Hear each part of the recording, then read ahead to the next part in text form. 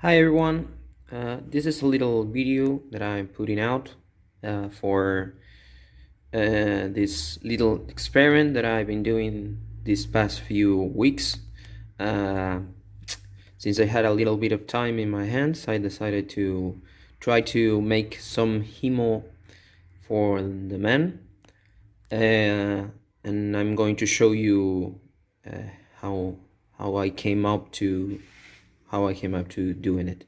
I'm from Argentina, so you may hear that my English isn't as good, but I'm trying to do my best. So first off, we have this cord. This is a cotton cord that I bought from a shoe store. I don't know the exact word for it, but it's a place that you buy leather and shoelaces and that sort of thing. So with this cord, it's 100% cotton, and it's flat, so it doesn't have what it's called a sole in it. That you can see, it's completely hollow if I open it, and it's braided in this particular way. It's really nice looking. So we have to untangle this. This is the part that everybody will kind of know, because this is the way that you shorten your Men Himo. I discovered a little bit of easier way to make this, and this was particularly useful because I needed to make a bigger space, cover a bigger space of the cord. So what I'm going to show you now is how I make the loop. First off, you need to anchor your cord, so when you start unbraiding it, it doesn't go off and on and doesn't move too much, because you're going to pull here to unmake this cord. And then what you want to do is to measure how long of a loop do you want to make. For those who don't know, the Men Himo are 7 shaku long. 7 shaku, is a measurement of length, a Japanese measurement of length, that equals to 30 centimeters or 30.3 centimeters. So the Men Himo or at least the 7 shaku Men Himo, comes about to 212 centimeters. What you want to do, I'm using a cord that it's kind of 220 centimeters, a little bit more, and you going to measure how much of a loop you want. You have to keep in mind that when you're making a loop, you're going to take this loop, take this part, and do this. So your measurements are coming in half. So if you want a little bit of a 5 centimeter loop, you're going to see 5 centimeter loop. It's going from here to here. You want 10 centimeters. I'm using 12 because I'm going to show you later. So the first thing you want to do now is to mark this the way you want it right here, and the 12 centimeter in both sides, because you're going to turn it around to make it easier to unbraid. Yeah. So after this, what you want to do is put your cords as flat as you can on your surface, and take what I do is take a brush, a hairbrush. This is my girlfriend one, and start from here. You're going to start from here, and you see how it's starting to come undone. I'm recording, so it's a little bit difficult for me to do it easily, but you can see how easy this chord is. I'm going to clarify. I never worked with actual Men Himo. This is the only chord that I used as far as I'm trying this. So I don't know if the braiding of the chord of the Men Himo is a little bit tighter, or is in a way that you can't use a hairbrush.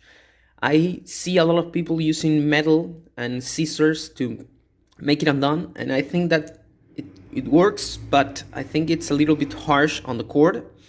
So I went for this because it's a little bit softer. You see, it doesn't, it can't cut. Well, we're using in hair, so you see, it's a little bit friendlier to chord, but it makes it undone pretty easy. So you see how I advance pretty quickly in this, and I'm just doing this.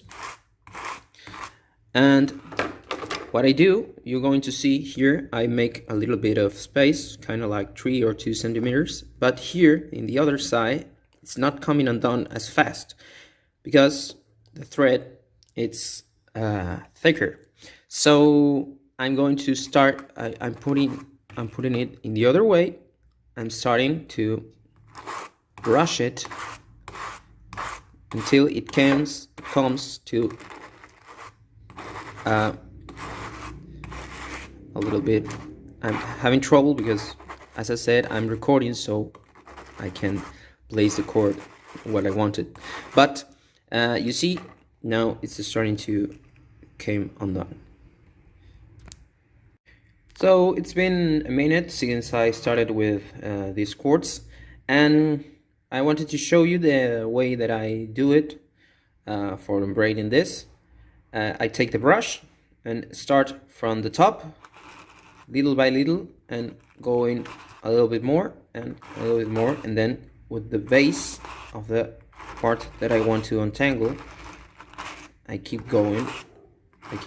If I could use both hands, I would put my hand here to keep the thread from stretching, because this particular thread is really stretchable, and I use that anchor point to pull stronger. This motion is really slow. The actual movement that I do is more like much faster, but since I can't use my both hands, it's a little bit difficult. Well, now it's been like 5 minutes since I started with this process. This is how it came out. You're going to see this is the lines that I mark there in both sides. I want to make sure of that. What I'd like to do now is take a I forgot the word in English, but you want to use this to go from the top. You're going to untangle any loose braids or knots that are in the fabric, and you're going from top to bottom, you know, a little bit like you're brushing your hair. If you have long hair, you're going to know how to do this.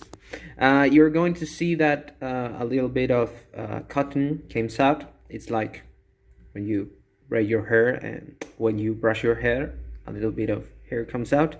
This is something that you can't work around, don't worry. So we now have this, yeah, and now we want to make the braids. So the first thing that I do, I'm going to do one chord at a time. So I'm going to take this and flap it over there, and what we have here, we want to make it nice. We're going to pass it over, and I want to try to divide it into, you know, like this. We're going the second time, now that we marked a line, and I'm going to make this. you're going to see that it still want to be braid, but we're going to separate it. So right here, there's an important point. You're going to come right here and watch that maybe some of the cords come from this side and go to this side. You want to avoid that because the cord might be short in this end and will come off, and you're going to have to cut it afterwards, and you don't want that. But this time it came really well divided, so I'm going to stay with it. So what now we want to do is cut this one to the base. So I'm going to use scissors to cut there. To cut here, I can't do it with just one hand, but you get the idea. Well, this is after the cut. You will see that you have a space right in the middle, and this is the excess. Don't throw this away. We're going to use a little bit of strands to make some knots in the way. So the first thing you want to do is start braiding this. So how do you braid? Well, first I'm going to show you my first experiments with these techniques. The first one that I did is a single braid. You're going to see that it looks nice. It's the usual braid that you see in hair. This is what it's called a 3-strand braid. And then I decided to test a different kind of braid. This is a 5-strand braid. It's a little bit more difficult, but you get the hang of it really quickly. But I decided that it's a little bit difficult. You see, first the difference is that this loop, it's a little bit bigger than this loop. It's obvious because I'm using more braids. So the end result, it's shorter because the strands that we're going to use to braid are going through basically this, it's going to end more shorter than this one. So I'm sticking with this kind of braid, which is good because this is simpler. So first thing that you want to do for three-strand